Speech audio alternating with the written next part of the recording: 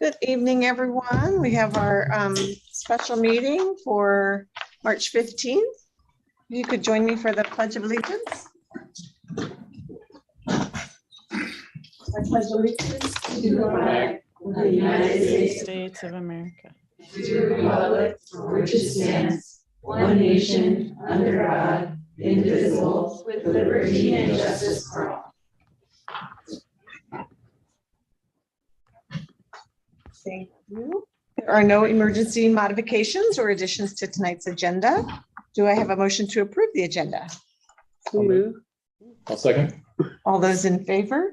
Oh, I don't think I need to do a roll call Aye. anymore. We get to just say aye. Aye. Aye. That passes 5-0. Why aren't we doing roll call anymore? We only did that because of the masks. Oh, okay. And when we were on Zoom, now that we're live, we can do it the way we used to do it. I know a lot of places still do it by roll call, but since we're only 5. That's fine. I'm good either way. I don't believe we have any public comments here in the building. We do have one online, which you can see. Our first item is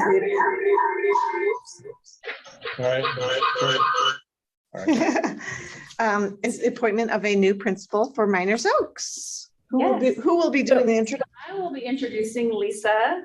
Dr. Morse, did you want to say anything? No, I was just going to say that you were going to do the introduction. So I'm going to have Lisa come to the podium. This is Lisa, everybody. Lisa served in a variety of roles, but some of those include being a middle school math teacher, a teacher on assignment, an assistant principal at a junior high, and is currently serving at that junior high as the interim principal. She has the highest recommendations when it comes to her ability to ensure rigorous academic for learning and her ability to create access and emphasis on social emotional learning in her school settings. She has extensive experience with curriculum and instruction and has designed and led professional development for TK through 8th grade when she served as a TOSA in the areas of math and literacy. As assistant principal and interim principal of Ocean View Junior High, she's gained a lot of experience working with diverse population. There is a large population of students who come from a low socioeconomic background as well as English learner backgrounds. So with that experience, she's going to be a great asset to our district. And I am so pleased to bring her here today to you to appoint her as the new principal of Miners Oaks. And I'm going to turn it over to Lisa in case she has a few words. Thank you. Good evening, board members.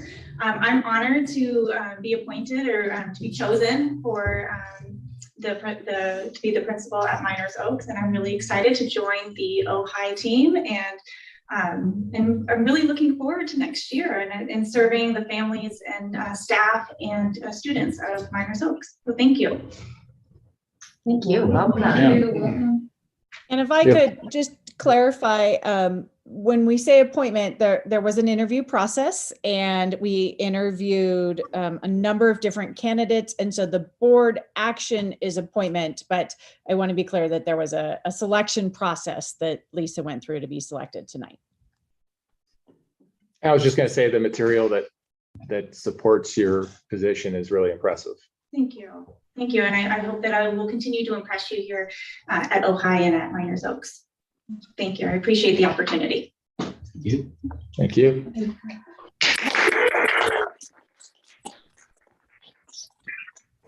So I don't believe it's an action, or is it? I think I think we're just welcoming you and sort of affirming your appointment. Yes. Thank you all for coming. And she is supported by all the elementary principals. So that's really exciting for those of you at Zoom. You won't be able to see that, but well, maybe you can see like over in the corner there. There they are. Yay. Thank you for coming. Thanks, you guys. Thanks. We're going to take her up for a little welcome. Oh, I love it. Yes. Wonderful. Good. Thank you all. Organic vegetables and pixies, right? A certain kind of blended pixie. Our next item is our approval and certification of the second interim financial report. I'm sure we'll have lots of questions and Katrina's going to walk us through this. After you said lots of questions, I was thinking going out with them. Good evening, everybody. Good evening, Jane, board members, Dr. Morse. Tonight I'll be reviewing the second interim report with you. And I wanted to let you know that as soon as we are done with this report tonight, the business office and myself will continue to work between now and the end of the school year when we close the books to look for additional savings for the district's, ways to provide savings and to ensure that everything is properly coded to restricted and unrestricted expenses. Throughout the presentation tonight, if you have any questions, please feel free to ask, and I will do the best that I can to answer them. And if not, I will get an answer to you as soon as I can. This is an overview. This slide is an overview of the budget reporting cycle. And the next update you'll be getting from us is when we bring you the adopted budget for next school year, which will be here before we know it. And we are required to provide that to you by July 1st. It's kind of confusing because at the beginning of the year, we were talking about the process. Oh, I noticed I didn't change the numbers and I thought I did. It's kind of confusing because now we're looking for next school year, whereas we were at the beginning of the year talking about how we get through this. So I guess it makes sense. And the LCAP will be for next year. Yes, yes. So, And I apologize. We actually had two different versions of this slide, and one slide has the corrected dates. Yes, I apologize. Well, so you and I interacted on this. I just want to be clear.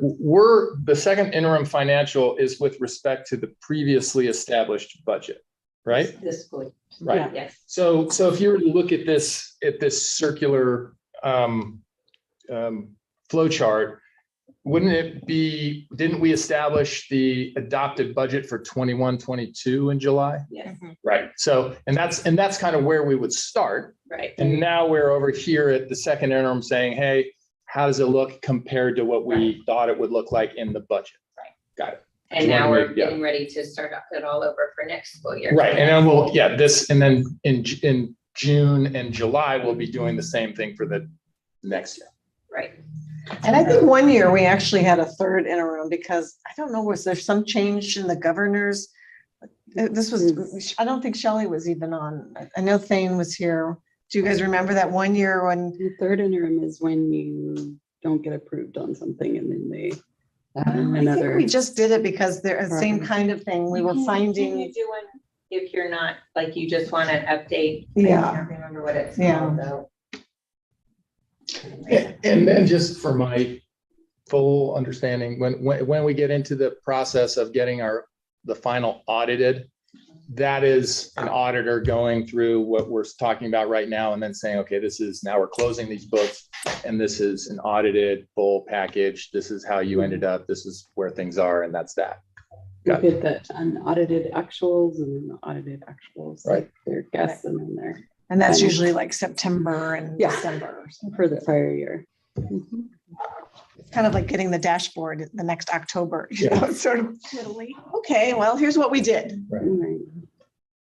So this next slide, Tiffany's going to talk to also, but it shows us the revenue per student we received in comparison to all districts and unified districts.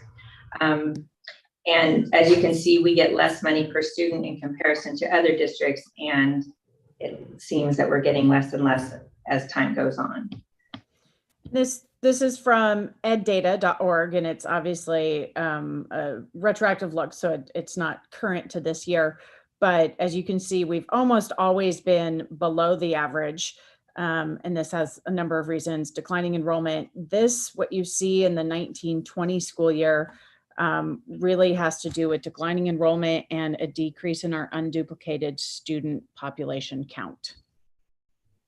And there's also a number of factors that other districts have, supplemental concentration funds, things like that, which we don't get any concentration funds, and our supplemental funds have been declining. So, and that's what this is showing. This is yes. only showing what comes from the state to different districts. This would not show a parcel tax that a district has or rental correct. revenue they have or anything above and Yes. beyond what the state offers. This is the base, well, this is the LCFF funding from the state, which includes the base, supplemental, and concentration funding. As So it's well very as, possible that some of these districts actually per student bring in more based on parcel tax than rental revenue and other sources. potentially, yes.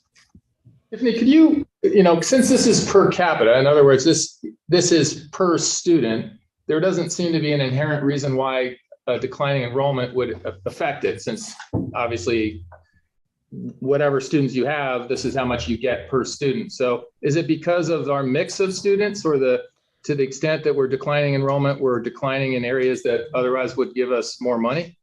Yes. And so, as I was saying, a lot of this is our unduplicated student percentage, which has to do with our free and reduced lunch students, our homeless and foster youth. We've had a harder and harder time collecting that data. There are a number of reasons for that. This year in particular, and you'll see as we discuss revenues a little bit later, one of the issues is that we've had a hard time getting forms back because it doesn't make a lot of sense for some families to fill out a free and reduced lunch form when you get free lunch, regardless of whether you fill out the form. So it's one of those unintended consequences that happened from our universal feeding program. So yes, it has to do with the mix of students, which also those forms affect our title funds, so our federal funds. So not just our supplemental and concentration, but our Title I funds in particular. So, and there's probably other things that go into this, including like local revenues, how your special education dollars are assigned through your SELPA. So in Ventura County, all of our special education dollars go into the SELPA, and then we get an allocation from the SELPA, which falls under local revenue. Some districts have different allocations, different ways that are different SELPA mechanisms for funding. So there's a lot of variations that go into this, but this is just a snapshot of where we are today. So sometimes we hear, everybody gets the same amount of funding, and it's not true. And you can see it historically has not been true for Ojai Unified. And the districts are where? Is this California or Ventura? This is a California data source. Thanks. And the SELPA you were mentioning, is that something that you can choose to change, or is kind of dictated? So we have a seat on the SELPA. The SELPA is run by districts, and so we have a seat at that. But so all 20 districts in the county, and I believe also charter schools, have a say in how the funding is allocated. But 1/20th of a say. And so some districts, some SELPAs choose to, for example, pass all of the money through directly. Some SELPAs fund things off the top, like certain high or low incidence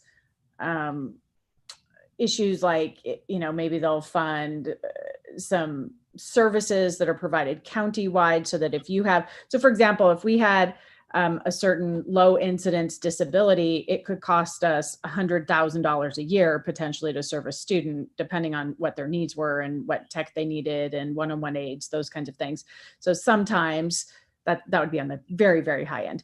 But sometimes those services are just provided regionally, so that if we needed, if we had a vision impaired student, for example, they would provide some of those services rather than us having to come up with those services ourselves. So there's different funding models, but, and I think our funding model is fair, but it does change in this formula how our revenue looks compared to others in the state.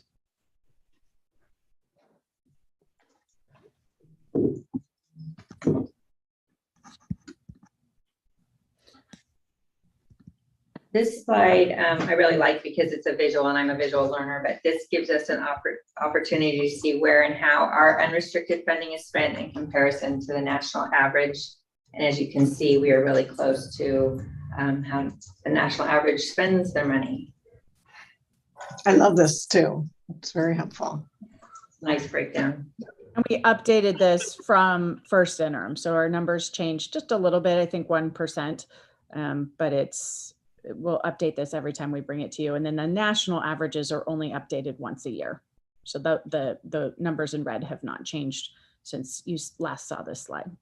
I'd be curious to know, you don't have to answer now, but I'm curious to know what % of our overall budget goes to administration salary, just on a future. Yeah, Party. so we're working on a report now, and we will have it for you in the future, looking at other districts our size, looking at the administration that they had. As you remember at the last board meeting, there was a comment that we are heavy in administration. So we're doing a comparison and analysis of other districts that are within 500 students to see what the staffing looks like, both in terms of administration and then in administrative support. So office managers, that kind of thing. And so we'll be bringing that to you in a future board meeting.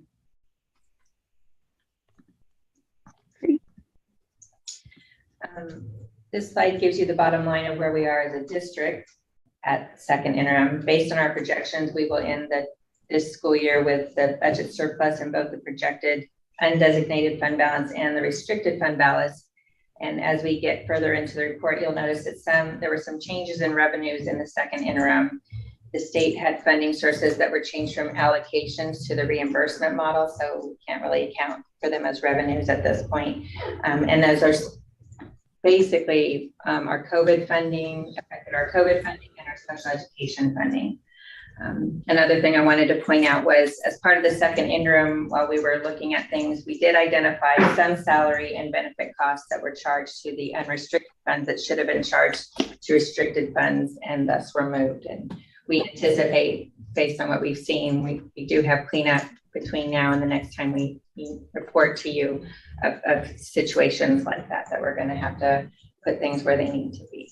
Right. And just to clarify for anybody that's at home listening, that allocation versus, so it's sort of saying, instead of we're going to give you $50,000, it's we're going to give you $50,000 when you've spent it in this capacity, and then we'll reimburse you.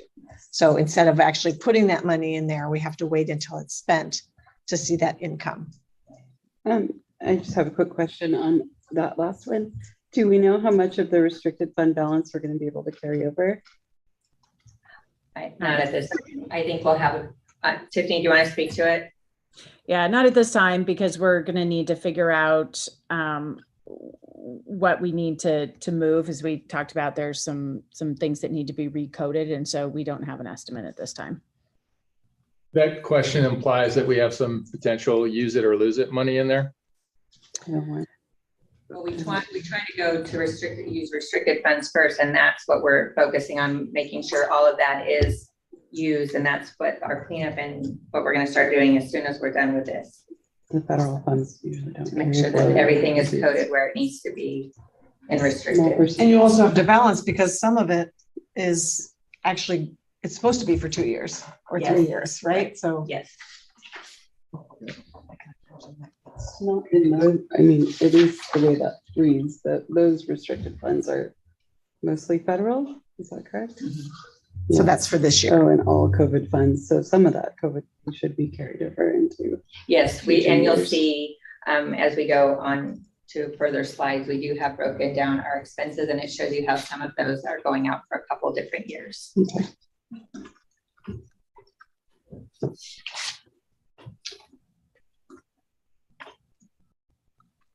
So this is actually the breakdown of our COVID funds that we have at this point as the first interim. And you can see the different categories. Some of them are allocations. Some of them we are going to have to use the reimbursement model to get the funds. And the next slide will show you the actual expenses that we use them on. Can you go back just one? What is the ESSER 3 versus the other items? I forget. I always had in my brain that it was more like supplies. No, it can be used for salaries too. Okay. Can be used for a slew of things. It's just there was 16 different pots of money that came out for COVID, and so like the gear 2, ESSER 3, those are all expanded learning opportunity. That was one that was just introduced last year. But the 2 top ones are COVID money, basically. So we just haven't, Katrina, really maybe peeled that out into where that's. Well, we do have a COVID spending plan that we've allocated most of these funds for over the next 3 years. 3 years. And that is a slide.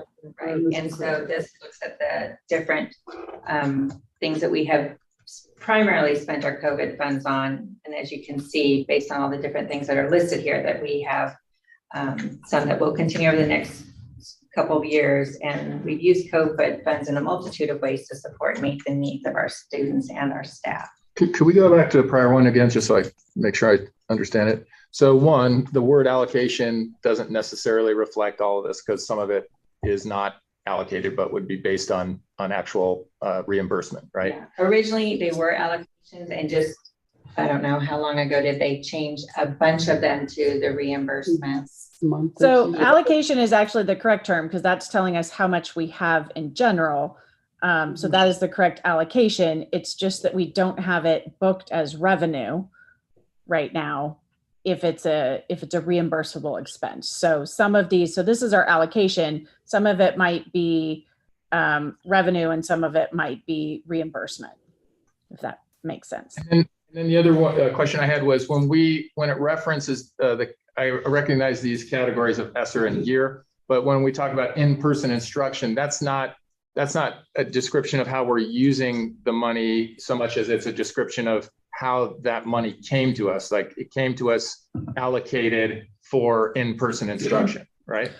Right. So these are all still related to COVID. They're just different categories of COVID funding, but they all broadly fall under COVID and have slightly different timeframes and slightly different spending rules, although they're more similar than not.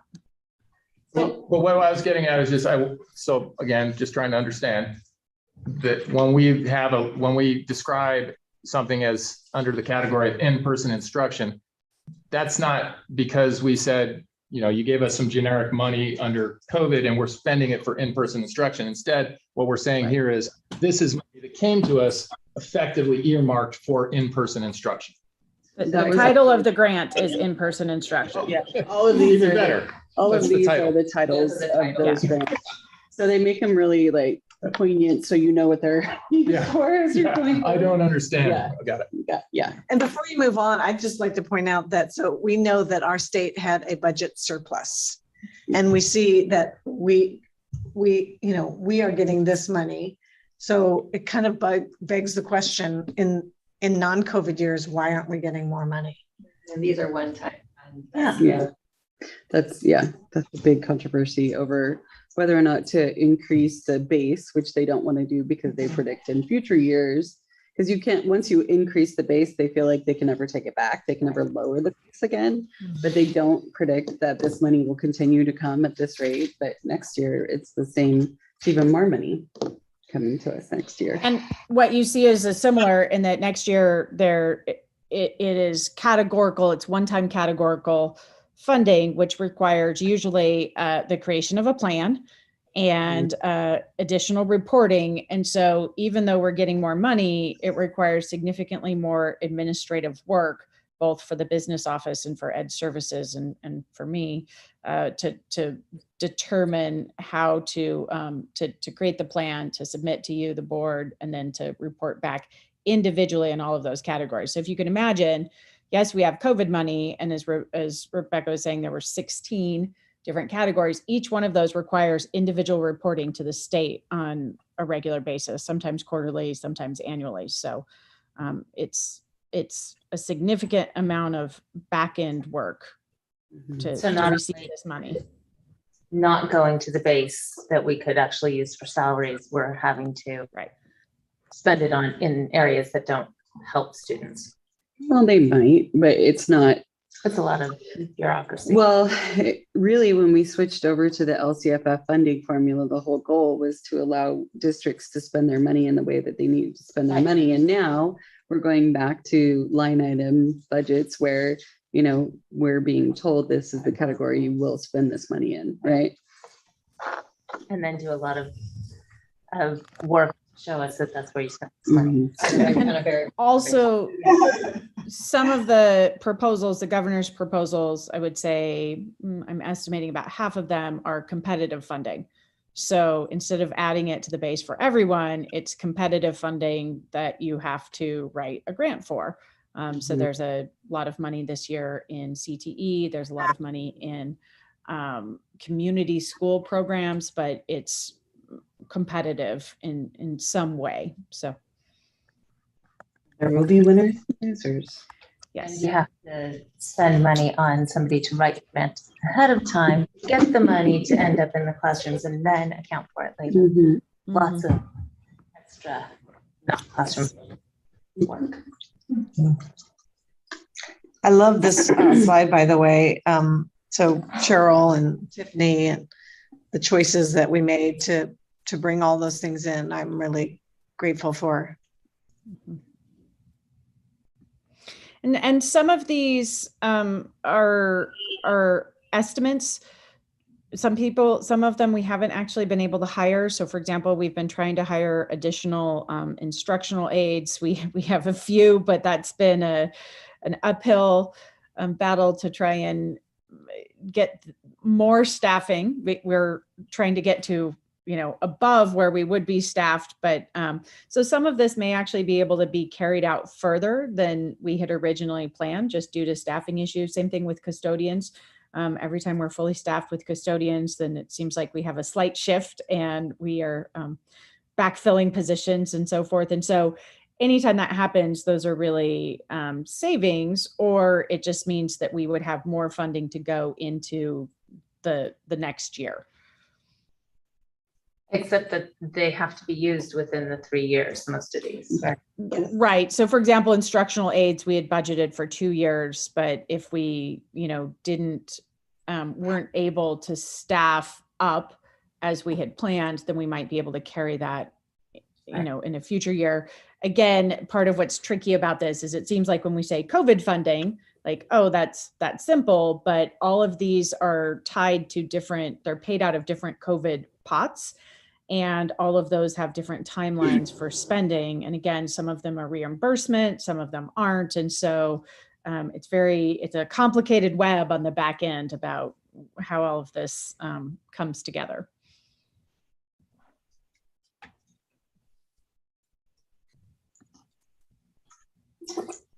This slide is an overview of our special education funding that we have received thus far, as well as the expenses we have budgeted for and incurred as of the second interim reporting period. There has been a decrease in revenue, and some of that is attributed to the fact that we already talked about, that we've gone from allocations to reimbursement for some of our special ed funding. And there was also a decrease in expenditures as we identified some expenses that had actually been billed to special education that should have been billed to COVID based on our COVID spending plan. So we did do some moving of some expenses that we had already determined should have been gone under COVID funding. So is this, just to clarify for me, the blue is what we have spent, or we're projecting? That's what we have spent. So it will go up by the end of the year. I mean, will it reach the purple, or is it going to try to? This goes back to, we still have some coding and some things that we need to look at, restricted and unrestricted, to make sure everything's in the right place. But the purple is the what we budgeted, what we expected to spend, and then the blue is what we've spent thus far, right? So we're almost at $3 million and we're projecting $4 million. So part of the reason that I'm sorry, it's hard on Zoom. I can't see if you're going to say something or not. So part of the reason that we show this slide is because in terms of advocacy and how we look at funding and what we advocate for at the state level, special education is chronically underfunded, not just in our district, but everywhere. And so you can see that, in a typical categorical program, you spend your revenue and your expenses match, right? In Title I, we don't spend $2 million more a year serving Title I students than we get in revenue. But in special education, that is a chronic problem. And so this $2 million general fund contribution to special education tells us that we are severely underfunded in special education at both the federal and the state level. And there's a lot of advocacy going on to try and both raise the LCFF base, but also to appropriately fund special education. And what's the difference, or why is there a difference between the adopted revenue and the second interim revenue? We assumed we were going to get 1.2 million in revenue, but then didn't. It has to do with the same thing that Ms. Madden was talking about, where some special education funding sources move to reimbursement. Oh, okay. And so you'll see a slide about that in just a moment. And didn't the SELPA also make adjustments like mid-year? Yes. I felt like we got a notification that there was adjustments being made at the county level to, As well, I Yeah. just can't. To the total. I know it changed the allocation for our SELPA, but so that happens too. Like and a lot of the times the budgets are made before we actually, the budgets are made, approved, and adopted before we actually know what we're getting from the state. So Right. there's always going to be differences in what we anticipate and what's real. Can you imagine running your household that way? Well, No. we think we're going to pay you this much this year. So go rent a place. You're Yeah. thinking you're going to get paid this much, but we might change that. And No, also, we by will. the way, you're required to buy these things. You're required to buy this, this, and this, but we're only going to give you half of that, even though we're going to require you to, we're going to require you to rent a Ferrari, but we're only going to give you 30% of the money for that. But you must have that Ferrari. So it's We want all the funding back. Yes. right.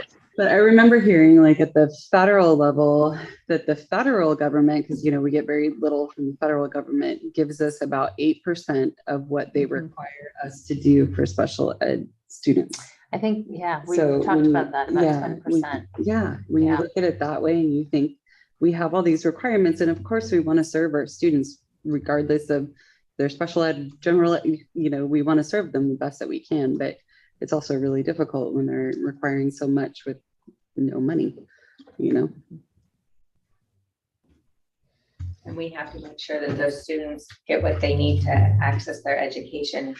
100%. Cost is not, Yeah. is not the barrier that it's the funding that's the barrier. Yeah, it's very frustrating.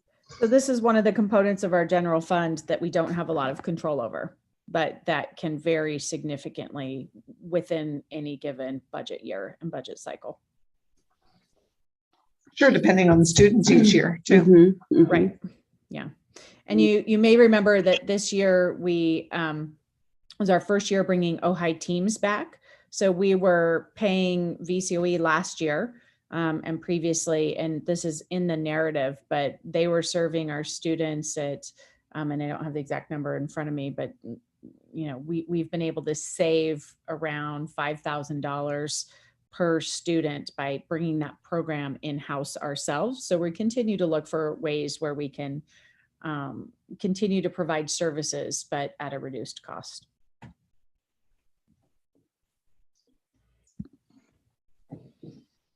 So this slide is our changes in revenue from the adopted budget. And the primary reason for revenue change in LCFF is due to a drop in our unduplicated student count, which was a drop of 126 students, and overall student enrollment dropped by 97 students. I think the biggest concern is that we were held harmless last year and this year, but the numbers are concerning moving forward if those kind of things don't stay in place.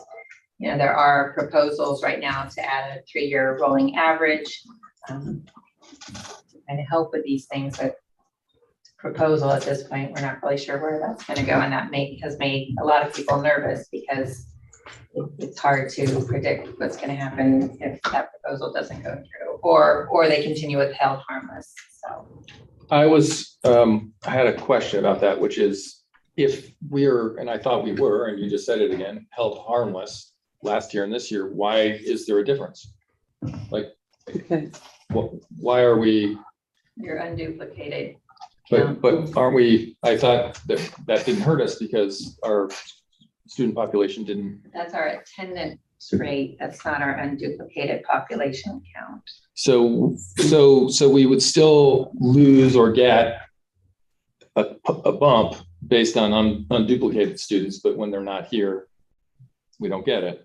So even though Yeah, we're held because harmless, it's we're not held additional. harmless in that sense. Right, because unduplicated, they get an additional type of funding, Right. and that's An where- additional 20%. yeah. And so when you have a drop like that, in the number of students and then the it of 126, That's huge. that's huge. So, I mean, this is too detailed, but when we lose a student and we're held harmless and that student wasn't unduplicated, in a category of one of the categories, then we still get paid, but now only sort of based on a So regular. they're kind of separate, Kevin. So we're held harmless based on the ADA, but in October, we have to turn in all of our essentially forms, and we certify the number of unduplicated students. And then that's how we get our supplemental and our title money is based on that specific count.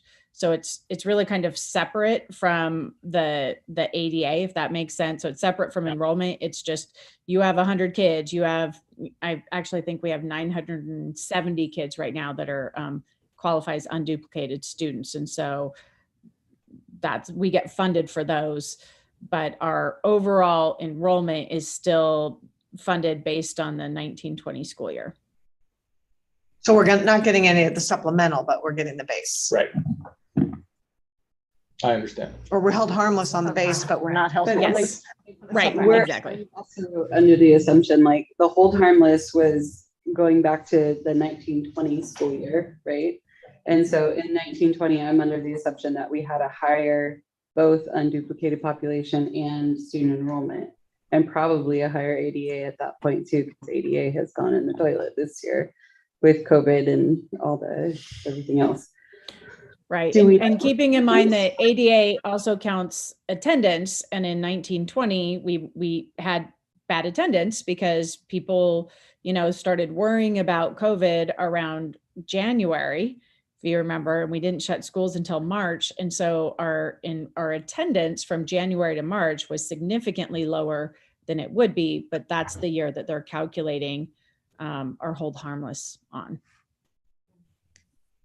And, to the point of ADA funding, we still want students to stay home when they're unwell Right. and not come to school. And so ADA funding formula is problematic. Well, and throughout the pandemic, the state did temporarily modify attendance policies, which they have all sorts of things that they figure into their calculations, but that was one thing that they did do. And so who knows what the calculation will end up with this new proposal. But to your question, do you want me to bring you that information about 1920? I'd like to know the difference in where we are, just to see if there's any predicting for next year. But I had another question that just left me. It'll pop back up, I'm sure. Let's move on. The sun is setting out there and it's beautiful. Sorry. That's okay.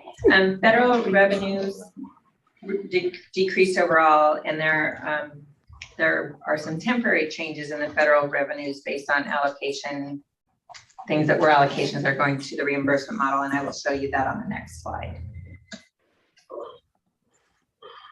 So those that we had for allocations, now we're going to have to do the reimbursement model for them, which changes how we look at things, because you have a plan in place and now they've changed the plan, and before we know it, they're probably going to change the plan again. But right now we know it's the reimbursement model, and we will do everything we can to get everything reimbursed in a timely manner. We look at this, like, I look at this website once a week and the numbers change every time. Yeah. It's so frustrating. So in terms of reimbursements, how do you close the books on June 1st if you haven't been reimbursed for expenses that happened in May? Right? You might not have the revenue yet. Might not, but they don't, there's often where, we are told we're gonna get X number of dollars, but it's coming in a year and a half. Or So 3 go years. take a loan, or 3 years. So then we have to go take out a loan that we pay the interest on, even though they promise that in the future they will give us our money, but they won't pay our interest. So you actually wind up losing money in that process just on the loans. Like our Medi-Cal reimbursement, they gave us a lump sum. And then they said, but now that we've looked at it, we actually owe you this much more and we'll get it to you in 3 years because that's how far down the road we are to reimburse you. to reimbursing people. Yeah. I'm like, am I gonna remember in 3 years? Yeah, because I wrote myself a note and a reminder on my calendar 3 years from now, but it's just, how does anybody keep up with all that being pushed out so far? I think the hope is that you don't. It's probably true statement. We're glad you would, what is that thing? I will gladly pay you tomorrow. Today. Well, and I think to that point, our Medi-Cal is a really good example. I mean, our Medi-Cal was somewhere around 300,000, Katrina, is that right? Yeah. But it's a 3-year delay. So, I mean, it's not an insignificant, we're not talking $10,000 or $20,000. It's a significant amount of money with years to wait for reimbursement. So. And over time, the amount of reporting and paperwork that goes on an annual basis to get that reimbursement is just, it's amazing to me how different it is now than it was even a couple of years ago. It's daunting, and the special education department has to take care of some of the business department does, and their timelines are all over the place. So it's, I know that a lot of districts have just said, we give up, we can't keep up with it. And I don't know what it looks like for us, but I know that other districts, in the process of them not paying you for 3 years, will come back and say, we want to audit your speech pathology minutes, and they do. And I know that there was one district that had to pay in the tune of over $25,000 because they didn't like the way their notes or whatever looked. So that was $25,000 less they had to reimburse them. So it's kind of a catch-22 for the Medi-Cal piece anyway. Not that that's what we're focusing on tonight, but I know that there's organizations out there that will do it for you. Like, even with that, there's all the reporting. We do have an organization that does, oh wow, a lot of reporting. That is something that we're looking into. In fact, I have an appointment, I think, later this week to look into some options for our Medi-Cal billing. So yeah, it's Got it. problematic. It is. yes. Right. It has to be, especially for the wait time that we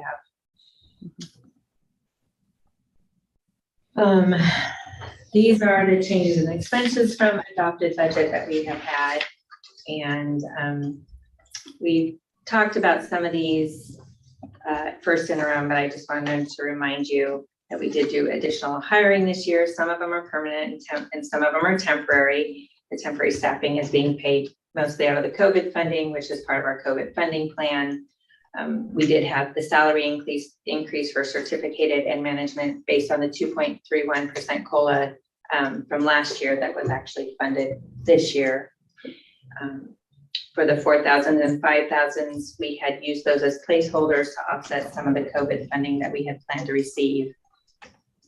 The expenses in the 6,000s, the capital outlay was that purchase of the bus that we were so excited to get, and is still currently increasing our capacity to serve and transport our students. Still having a hard time getting drivers, but we have buses and vans, so that's a good news. And the expenses in the 7,000s are mostly based on the cost we pay for our students to attend county programs. So the 1,000s, that's a significant, the 1,000 and the 3,000s, that's a significant increase from what was budgeted. Do you know? Well, and if you think about that, partially that's because the 2.31%, we had a retro and then also a current. And so both of those hit in this fiscal year. It was retro to the 2021 school year. Yes. So we For the whole had year or just the whole year. fall. Okay. for the whole year. So you essentially have 2 years of an increase shown in this one budget year. And then again, when we at adopted budget, we had, like, for example, we had 4 elementary teachers that we hired that were all and a placeholder in the books and supplies. And then those now moved over to certificated salaries because we actually hired them. So there's a number of things there that are an increase, but it's partially because in the adopted budget, we weren't sure. We didn't have that COVID spending plan solidified, and we didn't have our hiring solidified. And so now that's moved over to where it should be. So we always knew that there would be a shift from the 4 and 5,000s over to the 1s and 2s and 3,000s. I do remember being, concerned about the money that was under books and supplies. Why do we have so much money there? But what was really shocking to me is the employee benefits. Mm-hmm. I mean, at some point it's getting up to, if you pay somebody $50,000 a year, it's costing you $100,000 a year. Mm-hmm. That's the employee is feeling underpaid, Mm-hmm. but the district is paying twice that much. Yeah, our PERS and STRS contributions are really significant in addition to the health and welfare, but unemployment has gone up.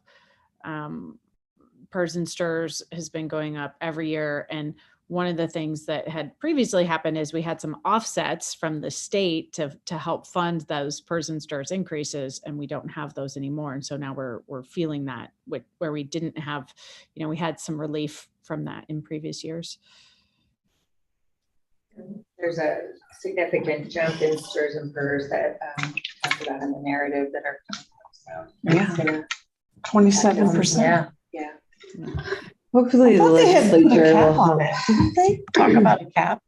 talk to that, but I don't think No, yeah, there's no cap. And I sit on the state legislative policy committee, and there's actually a slew of bills that we were just analyzing yesterday around PERS and STRS issues. And so there isn't currently a cap. PERS projects their rates further in advance. STRS does not. So I think we only have 2 years of rate increases for STRS, but we know what the PERS increase is moving forward. But it's expected to continue to rise.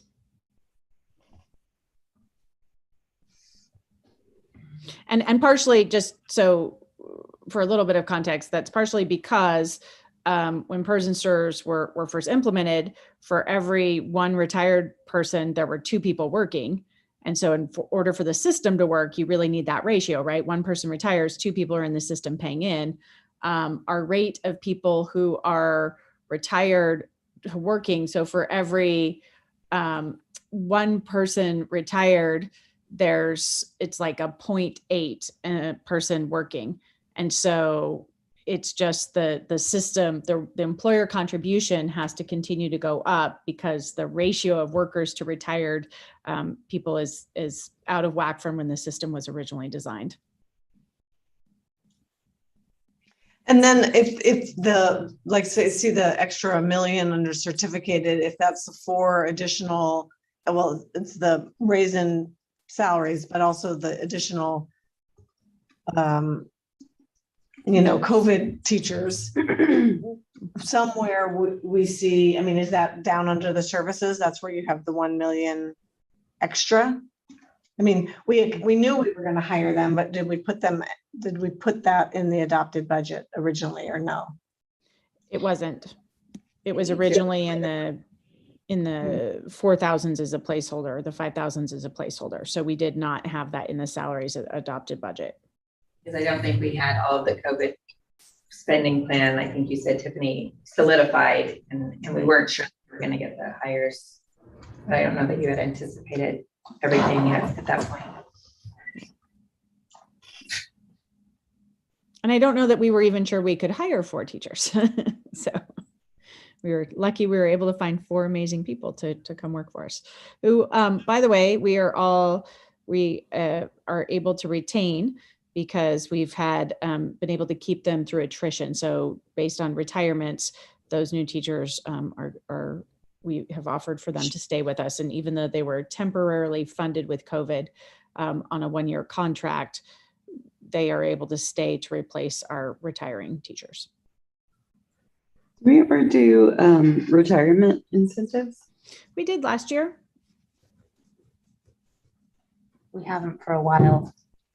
Well, we did last year and we did 3 years before that. So, they only work if you have enough people and you only do them with some infrequency. So we don't have one. 3 years ago, I thought we hadn't done it. Or did we have very few people took advantage 3 years ago or something? Yes.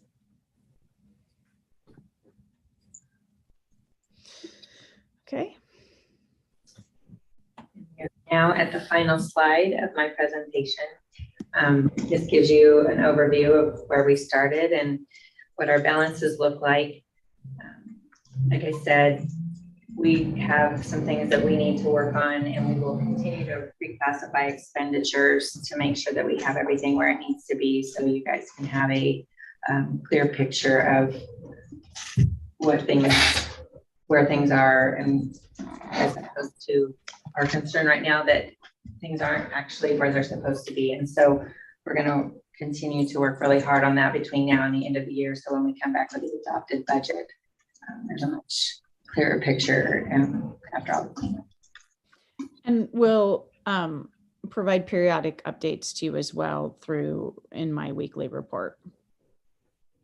This is interesting to me. I remember, I don't know, before COVID, but probably 4 years ago, looking at these budgets and having, our certificated staff say, we always have this huge amount left over. Like you estimate something and then we have $1 million, but I like that revenue and expenses were very close. So it's showing that we're not holding money back, not giving raises and holding money back, that we're actually trying to push that so that those are in sync. Yeah. And for my understanding of this, where we are at the end, how does the statement of revenue relate to the point raised earlier about allocations and money that actually wasn't necessarily coming to us because we would need to make the corollary expenditure to get the money? So does this include all that? Is it kind of rough justice here, or does it back that out? Well, we have the allocations there for you. I don't know. So these numbers, if I can help, these numbers don't include anything that is a reimbursement, because if we haven't spent it or we don't have an expense plan yet, then we can't include it as revenue. So those numbers essentially are not included in these final numbers that you see. Is that a material amount we're talking about? So are we really at somewhere in the 32, 33 million range, or is it not that big? Well, if you saw that on the slide that said temporary reduction in funding, that was about $1 million. And so, but for example, in special education, you do see the expenses because we have spent it because we have to in special education. So that approximately $350,000 will be coming back to us in the form of revenue. But right now that revenue is not showing up anywhere in our books until we actually book it because we've received it. And it's kind of, it's been difficult because at one point we were told that those COVID funds were allocation, and then they're like, oh, but this part and this part and this part are going to actually be reimbursements for you. And so that changes your picture, very, very quickly, and it makes you kind of shift gears. But, we have to have everything in place so we can follow their process to get the reimbursement that we're entitled to. Yeah. I would love to see, and I don't want to put any more pressure on the business department because I know you guys are working really hard, but I would love to see it if we could get the next year's budget built into Escape so that we can look at it in real time in Escape. Okay. I will do the best I can with the skills that I have and the support from the county to make that happen. So I know a good support person on that too.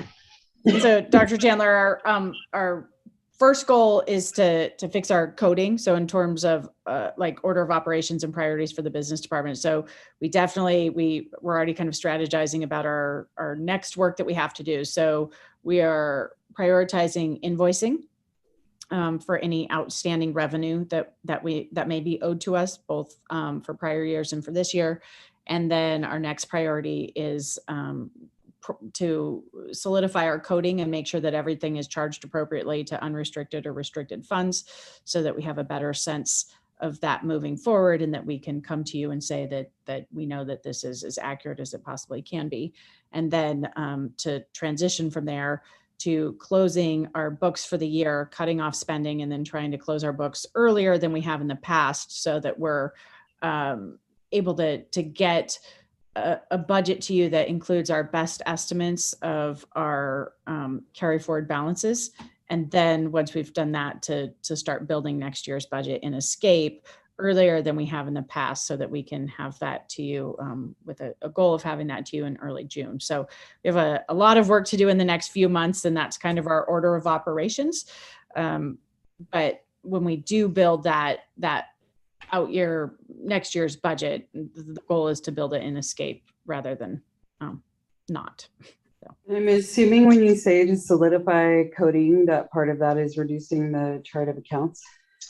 That is in our plan. We don't know that we'll get it done because there's too much cleanup before year end, but it is something that I talked to our consultants about, that we hope that maybe we'll have that in place November or December. It's just, there's not enough time to do that and everything else we need to do. Okay. Yeah, when I say solidified coding, I mean to ensure that every single thing that I showed you on that COVID funding slide or COVID expenditure slide is in fact being charged to COVID and is not being charged to the general fund.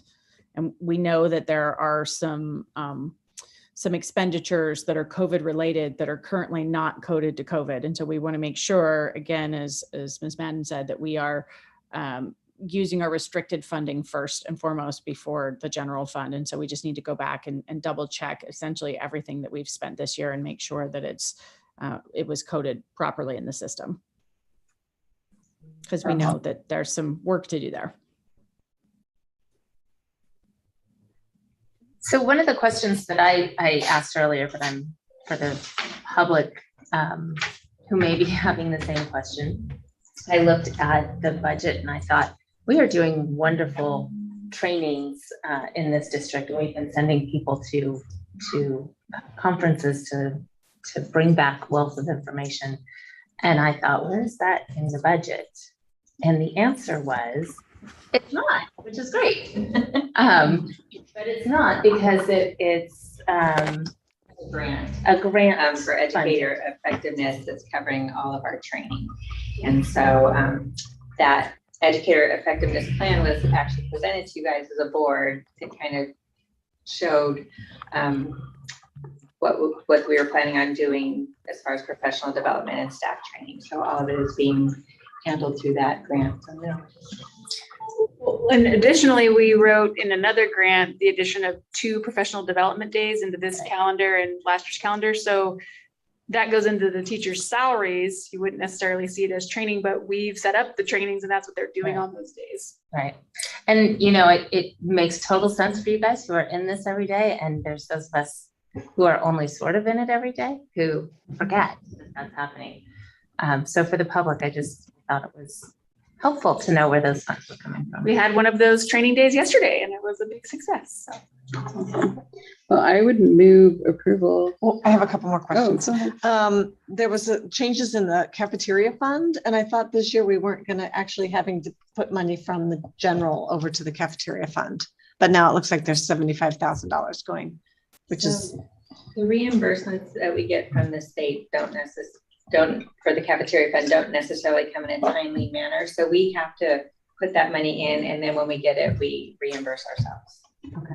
And the cost of food and paper products is like skyrocketed. well, it's usually like 95 every year. It started at 25. I mean, when we first started, Michael, it was 25, and then it came up to 50, 75. And I think one year it was 95. And everything has gone up. And even though they put the order in, when it shows up, they don't get everything. And so then they're scrambling to find other ways to make things, make ends meet and get the kids what they need. So it has been very frustrating for our nutrition services team.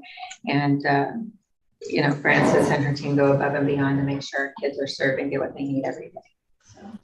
There's also some concerns at the federal level there about whether or not the universal meal program is included. I don't think it was included in the most recent budget. And so that affects our reimbursement. And so we're paying close attention. Again, some of those things are outside of our control about how much we get reimbursed per meal. I'm going to cheat. In the past, I've said, I've asked, and you've heard me, where the action is. Is there anything that you guys think the board should be aware of in this interim that we haven't talked about that's in there that, is a significant issue or that we would be visiting sometime in the future? I mean, I spent a lot of time with our consultants and with Tiffany going over everything and looking from, every perspective possible. We're trying to be as transparent as possible with you to make sure that you guys understand that we know that there's still work to be done and we want to bring something back that is a lot cleaner. We did recognize some things that we could change the funding for, and I did point those out tonight in this report. As we update, you guys we try to be as transparent as possible to make sure that if there are any issues or concerns that you guys are aware of them. But at this point, I will say no. And then the one thing I thought of too on this universal meal program and the free and reduced and the unduplicated issues that we're having. Several years ago, we had Tiara's Taylor doing basically a project for the district, right? To help us identify and get more of our unduplicated students, particularly the free and reduced, to identify themselves. And I just wonder, that's potentially a lot of money we're leaving on the table. And if we should talk about doing some new initiative to take care of or try and recapture those people, because I certainly understand why a person would say, hey, if the old benefit primarily was free and reduced lunch and now I don't have to do anything for that, I could certainly see why people would fall off our rolls. And I mean, this is countywide. When you talk to other districts, they're having the same issues we are. Nobody wants to fill out that paperwork because if you're getting free food and you have been getting it since the pandemic started, and to some point, that's a form that most parents have a struggle filling out just because, it kind of indicates that they need some kind of help, which that's what we're here for, is to help them. But now with the universal program, there's why would we have to fill out a form if we're going to get it regardless of need? And it feels like an invasive form, having it is filled it out in the past. So if I can share just a little bit. So this year, we did still have a campaign. And we have redone essentially all of our flyers, which we hand out. We mail a free and reduced lunch form to every single family. At the beginning of the year, we have a different form because there's a couple of different forms that we have an option to choose from. We chose a less invasive, it's like a one-page form. And we did do the campaign, and then we literally called every single family that had previously been on that had previously qualified for free and reduced lunch. Our office managers spent hours and hours and hours, as did Linda Jordan and Francis's team. And so we made all of those individual phone calls, and then we are working moving forward because this is such a critical issue. Two things. I advocate every single time I'm on any kind of state policy committee. In fact, I've already at least once this week been talking to policy committees about how this is an issue. It's not an issue for all districts. So if you are over a certain percentage of students who qualify, you can do something called direct certification, which means you don't actually have to have the forms. And so we are working on understanding from the CDE what our options are for future certification. We also have been able to tie our family fund support services more closely to receiving, to having filled out your free and reduced lunch form. So even if you're not in need of food, if you would like access to a bicycle or for reimbursement for AP tests or anything like that, in order to access any family fund services, you have to have filled out that form and qualify.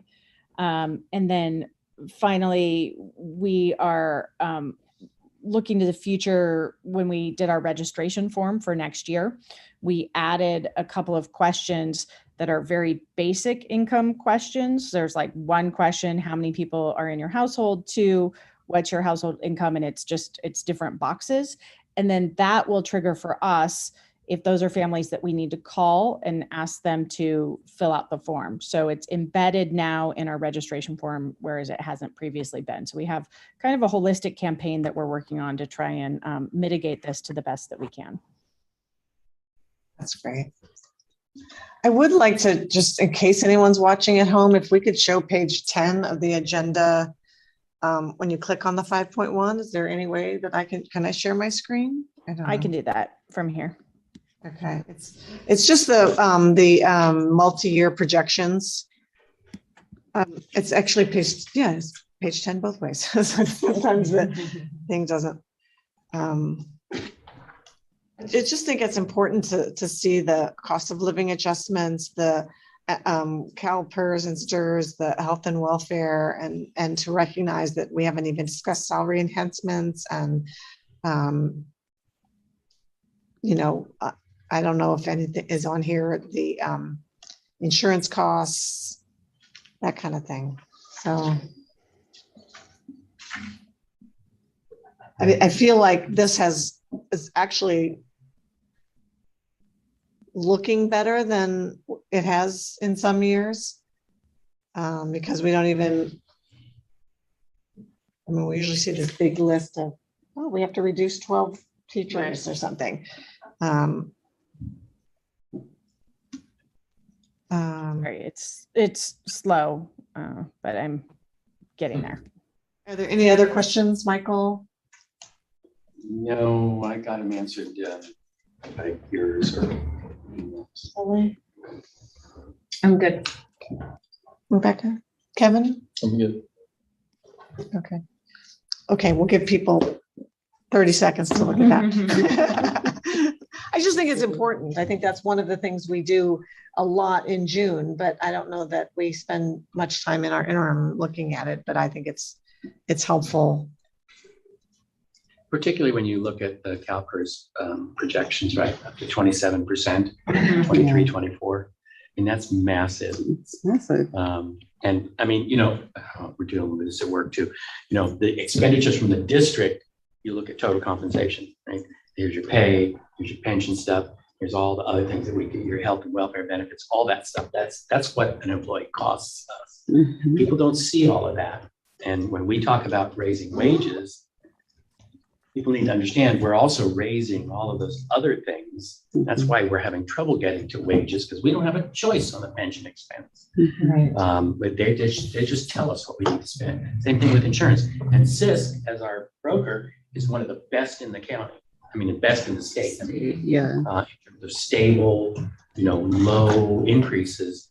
And we just saw ours, and it's bigger than what we're used to. So COVID is having an impact also. Sure. So for every dollar someone gets, we're paying 27 cents. So it's really $1.27. That's just the CalPERS. That's not even, yeah. Right. Including Yeah. benefits. Okay. Thank you, Tiffany, for sharing that. So I'll move approval. I'll second. All those in favor?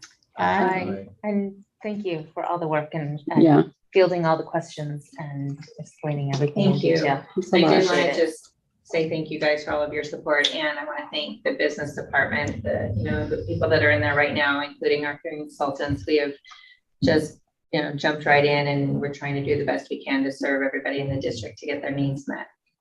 So, I also would like to point out that HR has had a huge part in this as well. So there's a number of things, position control, and for example, ensuring that benefits are turned off later, like those are all been HR functions, and HR has been doing a significant amount of work to help clean up all of these things that are required for us to have this solid budget projection moving forward. So in terms of future staffing, all of that kind of thing, it's been a lot of work on their end as well.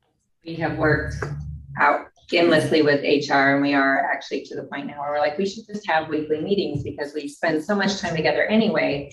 This will help collaborate and make it, a better process for everybody when we work out all the kinks and everything that goes into escape and payroll and all of those fun things. So position control as well. So I appreciate everybody in human resources for their support too. So that passed 5-0. I just want to put that in case Hazel missed it. Thank you.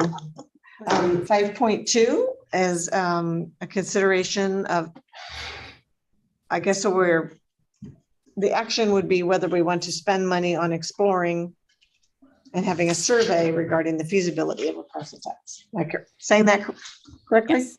Yes, and so the board heard a presentation last week from John Isom, but it wasn't an action item. And so the members who were present last week wanted to bring it back this week as an action item for vote. John Isom is not here to answer questions because today is his 50th birthday, and we decided that he could have the night off and not be attending a board meeting. So I don't have any additional information beyond what you heard last week at the board meeting. I don't see it in the agenda, but my recollection was that the cost of this was estimated to be around 13,000. I think that's what it said, yeah. Yeah.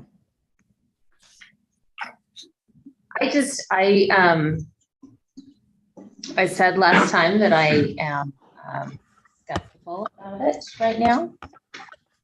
But I looked back at the survey we did before the bond. And I noticed there was a lot of the questions that, or some of the questions, not a lot of the questions, but some of the questions are helpful for us, I think, regardless of where we end up on whether we do a parcel or not. And so I would be in support of doing this, even though I'm a little skeptical on whether we move forward on a parcel tax or not. I think the information would be helpful. Does that make sense? And I'm really hoping that the language in the survey is put together in a very thoughtful way so that there's value in the responses beyond just the parcel. You know, for example, some of them, the questions were, how does the general community feel about where the direction that the school district is in and their general feelings about the school district? And I think that would be helpful information. You're looking at me very skeptically, Rebecca. No, I totally would agree with you 100%. Okay. I think that I don't know how our community would feel about a parcel tax, and we have two current bonds running, and that seems like a lot to ask, in my opinion, but I could be wrong. So I think doing a poll is a wise choice. Didn't we the poll was during COVID. It was summer of 2020. Right? Yes. And so why would we need another poll? For a parcel tax? It was not for a parcel tax. It was specific to a bond, and the questions were specific to facilities. And so the parcel tax questions would be specifically for employee salaries, since that is pretty much the only thing that the parcel tax would be for. Something I asked Tiffany earlier was, in the bond survey, it was very specific whether you supported a pool or how the percentage of support was for field restoration or classrooms, or, it was very specific. And so I was curious as to, to my mind, this parcel tax would only go for salary increase. Is there anything else kind of terrifies me? So that we would look for? Just increase the general salary of our employees through this parcel tax? Well, are there other questions beyond salary increase that we would ask what the support would be for? So that's my question, is that I have always been under the assumption that, parcel tax is for salary. And then I've heard recently that, no, the parcel tax is only for 5 years, so you shouldn't send it on. So then why a parcel tax if we're not going to use it for salaries? It's the only way we can increase through lot tax. It's the only way. It's the only money that could be used for salaries, because there's a parcel and there's a bond, and bonds can't be. I don't know. I mean, what else would we do with parcel if we weren't spending it on salary increases? I think you could use it on programming. Yeah. Well, I'm not sure. I mean, this came up with John. I don't know if you watched it, but John Isom. Mm-hmm. And I think what you're getting at is just that we don't like to commit to long-term expenditures without knowing that we have the money to support it over time. Right. And John's answer, so so clearly, if you take a parcel tax, which my pitch is, it's essentially the cost of a tank of gas for any person that owns property in Ojai, one tank of gas, one per year. You could potentially really change how you're compensating your employees. He said, you know, his experience is that districts will go out for 4 years or so, but then assuming it's successful and that the community's happy with it and that they know, by the way, the costs of not renewing it, that maybe you go out for a longer period for the other ones. I mean, I think we didn't get into details, but it sounded like maybe 10 years or longer even. Yeah, because he was saying you'd also have a track record. Right. So that you could. Right.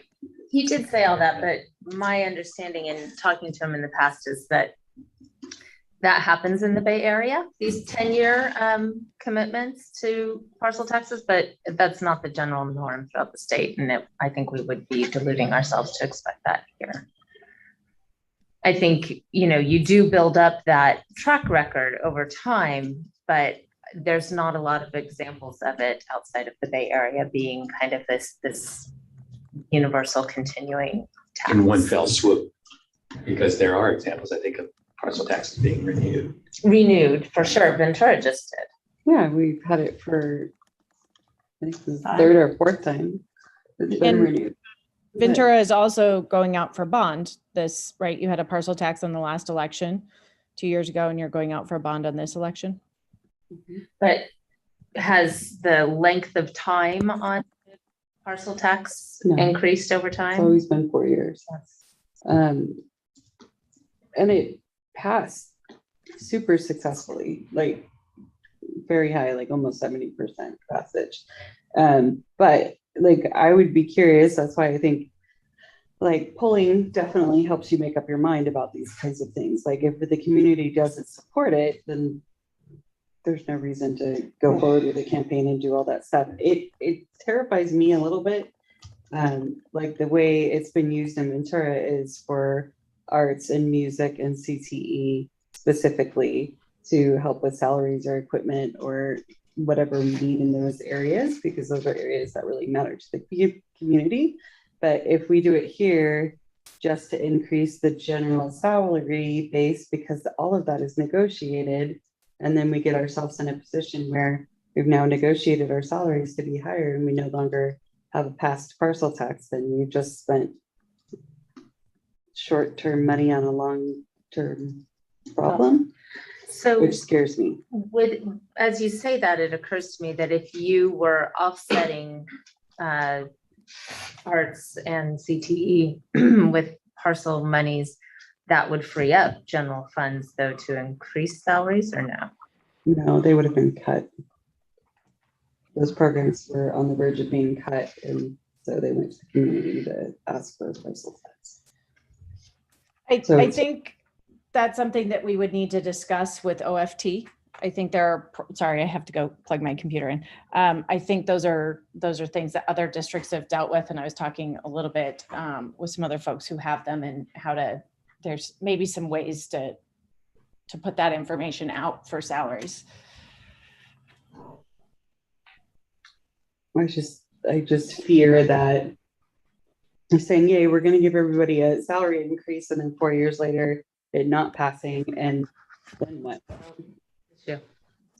But if our community is super gung-ho and behind it and realizes we need to pay our teachers more, we need to pay our, our classified employees more in order to keep our district running at a high caliber, then that's a different, if it came back with like 80% support, sure, yeah, let's go for a parcel tax, but like, if it's like we're on the verge, it would scare me. So if we have a motion to do the survey, can we maybe hear a little bit about what that survey would include so that we can get those kind of answers? Like how would we sell it in the survey? In other words? So John works on the survey questions, John Isom, and then we go back and forth. And so I can certainly provide those to the board for feedback before we do the survey. But we'll take all of this information that you're providing right now and integrate that into the survey questions. Yeah, I like some of what he talked about in terms of the structure of the survey, the sort of questions to get your initial feel. Mhm. And then, okay, now what if I told you that we would spend that money on this? Would that change your mind? What if I told you on this? So we get a real sense of what people might be willing to spend the money on, what might turn them off. And then to see, does that match what we're looking for? The reason that I'm interested in hearing about this, I'm a little frustrated, obviously, since we started here now, we looked at closing schools to try and balance our budget, and that turned out to be supremely unpopular and also not really that effective. Right. It wouldn't yield that much savings per se. We've looked at potentially developing property. That didn't go over well. Right. I'm kind of convinced that the town is not willing to look at a development here under any circumstances. I have a very strong feeling that I don't think anybody's going to be able to put a plan together that would give us the revenue that we need, that the city would be interested in supporting. I don't mean the city people. I mean, The community. the community. Thank you. And I get that, right? I mean, it's a huge piece of property right in the middle of town. So I understand the concern. But we're also the lowest payer in the county. Right. The highest housing costs. With the highest housing costs. We're a small district, which means we have fixed overhead that per capita is more expensive than a large district like Interim. So, and we see the charts that show we're not even getting as much baseline money as most of everybody else in the county. And, if you can only fall so far behind the market, and then you can never get there. So I don't want to see that happen. And so I'm curious. I think the city has understood now what bonds do and what they don't do and all that kind of thing. And we've talked about development and revenue generation, and that's scary and maybe not what we want. I think we need money though. And so I'm curious to see if the town community is willing to support this district and support the teachers who teach their kids. And yeah, I negotiate, right? And I have this thing, one-time money for one-time expenses, continuing money for, sometimes, I don't know, sometimes you gotta prove yourself. And I feel like this might be an opportunity, depending on the survey results, for us to prove that we know how to, that paying our teachers and our people better actually will have good outcomes for students. Yeah, and also generate more money in our local economy as well, right? Because a lot of our teachers and staff live here. And maybe more could. And maybe more could, which is also very true. I am totally, I would support a motion to do the survey, which is what you're asking for, right? I'll second. Well, I just want to throw in a little more emphasis on some of the things Mike said, because I think, at some point, a board that's not confident is not going to be very helpful for a parcel tax if we choose to do that. So just sort of laying the groundwork for what I think are the best reasons to do it.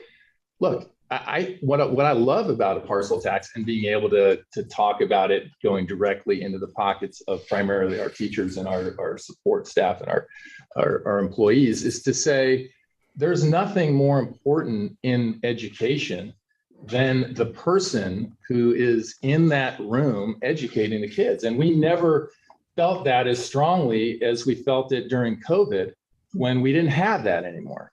So whether it's successful or not, this one to me is just an absolute no-brainer. And even if it's 4 years in the first instance, to me, if we were to lose it, and hopefully we wouldn't, and hopefully people would recognize that it's a very modest amount of money for people whose real estate has appreciated hundreds and hundreds of thousands of dollars in the last few years.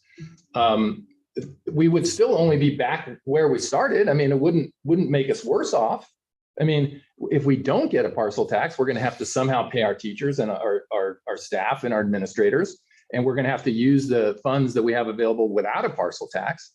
So the fact that we get a parcel tax and can pay them more and then might lose it in the future, to me, so what? At least we had it for 4 years. But like I said, I also feel like like, I'm confident that people will recognize, one, it's a very modest, the nice thing about a parcel tax is it doesn't go up based on the value of a house or anything. It's a tax that's that is a, you know, singular cost to every parcel. And if it goes for 4 years and ends, it means it's no longer, it's not accretive like when we do, you know, we're still paying for Measure J, and then on top of it, we're paying for Measure K. It's not like that. It ends, and then you're not paying it at all, or you extend it and you simply pay the same amount going forward. It doesn't come on top of itself, or on top of, you know, we don't have any parcel taxes, so it doesn't come on top of another parcel tax. So anyway, I'm with you guys. I think I remember one time when we did a survey that we really worked with the survey. I remember they came in and we had some tweaking of questions and stuff. But yeah, those of us who have run for office and failed and then run and won, sometimes you have to do something and fail to set up for doing it and succeeding. So all reasons to me to give this a shot. Well, let's hope that the 2005 and 2008 were our failed ones then, right? Yeah. Because we have tried and the community wasn't supportive. It's been a long time though. Right. And in, you know, it also occurred to me in looking at the bond survey results, again, shocked that 54% of the survey respondents have never had a child or grandchild or any affiliation with the school district. Yes. So it really means that we as a board are going to have to do a lot of work and reaching out if we choose to put a parcel on the ballot. You're thinking to put it on the ballot for November, Tiffany? I think that's part of the survey, actually. Okay. Yeah, because he did a lot of presentation on peak voting participation, But I think depending on whether it's presidential year Yeah. or not. I think we already missed the deadline for, I think for the primary, yeah. yeah. I think So would it have too. to be November? I think it would have to be November. Yeah, because the deadline Earliest. passed like in February sometime. But I'm not against the parcel tax. Like we have, you know, we've been very successful in Ventura. And if our community supports it, like if our community is already saying, yes, our teachers deserve more money, our staff deserves more money, we want our, you know, people to stay local and be here, right? Then the community will support it. And if they don't, then we'll know that too, right? So I would definitely make a motion to Approve the survey. I'll second. I don't know if someone already seconded. I seconded Oh, it, sorry. yeah. Okay, so there's a motion by Rebecca, seconded by Jane, all in favor? Aye. Those Aye. opposed? Aye. Passes 5-0. Thank you. That is the open session. We are adjourned to closed session for labor negotiations. And going up, we will only report back if there is action taken during closed session. Thank you.